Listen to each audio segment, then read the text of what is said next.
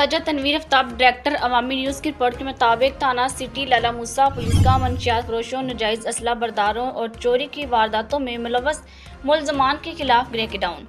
शराब 50 litre, ice 120 ग्राम, नाजायज़ असला, पिस्टल 30 बोर बरामद कर लिए 8 मुलजमान गिरफ्तार। DSP लाला मूसा सर्कल जुल्फ़कार अली भुट्टा की ज़ेर निगरानी लाला मूसा सर्कल पुलिस की मंशियात फरोशों, नाजायज़ असला बरदारों और मोटरसाइकिल चोरी की वारदातों में मुलव्वस मुलजमान के खिलाफ कार्रवाइयाँ जारी। SHO थाना सिटी लाला मूसा मोहम्मद एहसान, SI ने असद अब्बास, SI मोहम्मद अंसर, ASI और दिगर पुलिस टीम के हमरा जारी ऑपरेशन के दौरान मुलजमान कार्रवाइयों के दौरान 8 मुलजमान को गिरफ्तार कर लिया, जिनके कब्जे से मजमूई तौर पर 50 लीटर शराब और 120 ग्राम आइस, नाजायज़ पिस्टल, 30 बोर और चोरी किया गया मोटरसाइकिल भी बरामद कर लिया।